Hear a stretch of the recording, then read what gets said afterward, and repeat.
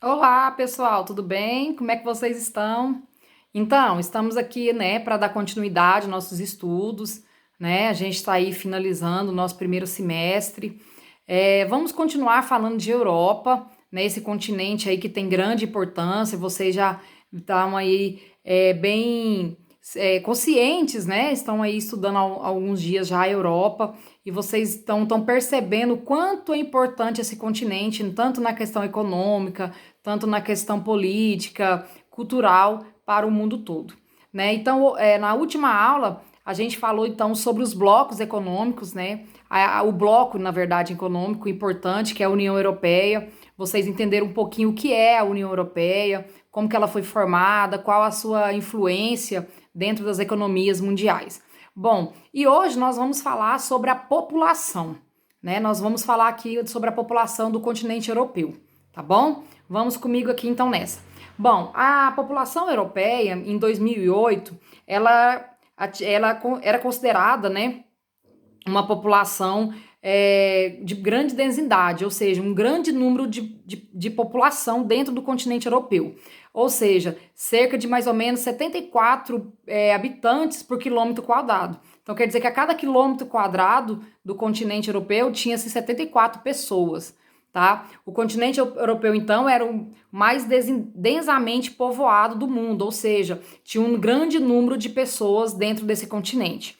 A população europeia era, nesse período, né, em 2008, era de aproximadamente 780 milhões de habitantes. Tá? Só, né, isso correspondia a cerca de 12%, né, da população mundial, ou seja, o terceiro continente mais populoso do mundo. Tá? As taxas de crescimento, então, demográfico europeu estão hoje, né, atualmente, estão próximas a zero.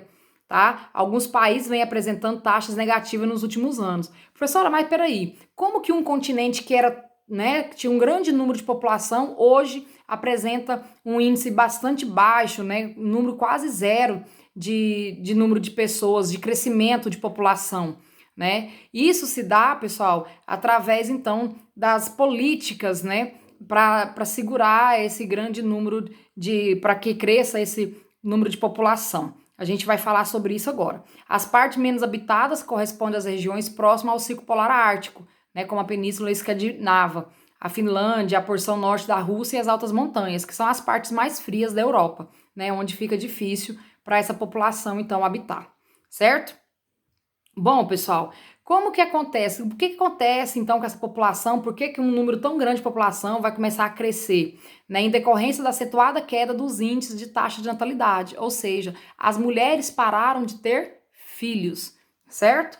Professora, por que elas decidiram isso? Por conta do processo de industrialização, as mulheres inseridas no mercado de trabalho, então as mulheres, né, os casais, o marido e a esposa preferem então ter um filho ou não ter nenhum filho, né, optam por ter, né, crescimento profissional e assim por diante. A Europa então vem apresentando diante disso baixas taxas de crescimento na população, enfrentando então a dificuldade então para a reposição de mão de obra. Oxe, professora, como assim? Uai, se não tem pessoas, como que eu vou trabalhar? Quem que vai para o mercado trabalhar? Né? Então a Europa ela fica carente de mão de obra. Porque antes a família tinha dois, três filhos, agora tem um ou nenhum, essa população tende a cair e aí sobra vagas de emprego, certo?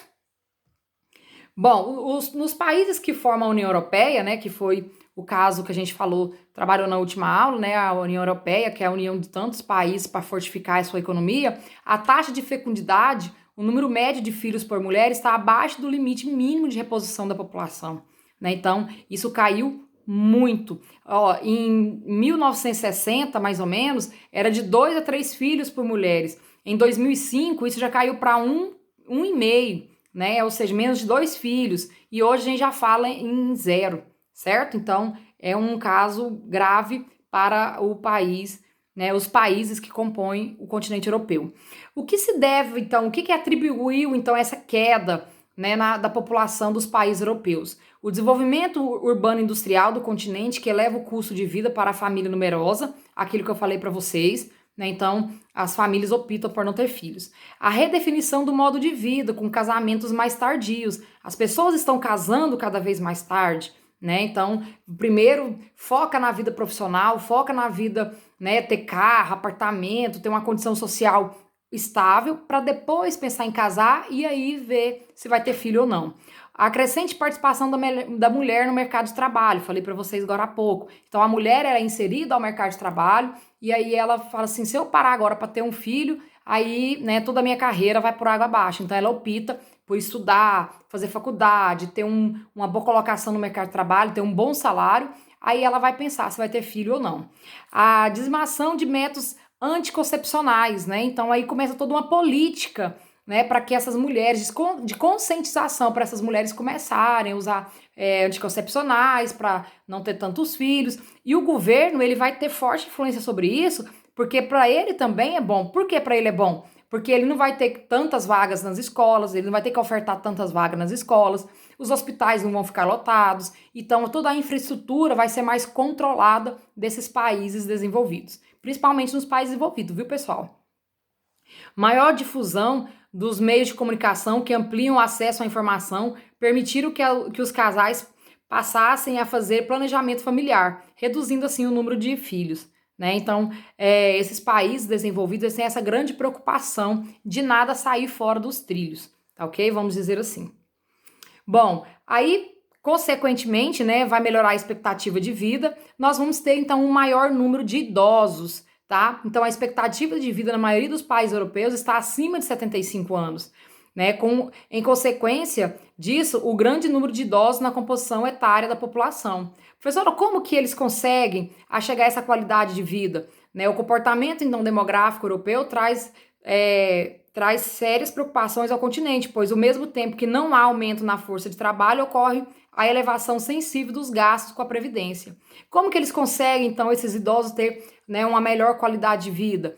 Com atividade física, né, a saúde, né, muito bem planejada, então medicamentos, descoberta, né, de medicamentos para várias doenças. Então, enfim, vai dando qualidade de vida para essas pessoas e elas vão ficando cada vez mais velhas, certo? Só que isso vai ocasionar o quê? Vai mexer no bolso dos países, né, na economia, no dinheiro, que é o caso da previdência, as aposentadorias. Então, a pessoa aposenta e ela fica 20, 30 anos recebendo do governo, tirando então da reserva do governo esse dinheiro. E isso não é legal para um país desenvolvido que tanto luta pelo lucro, né? Que visa muito lucro, que é o caso da Europa.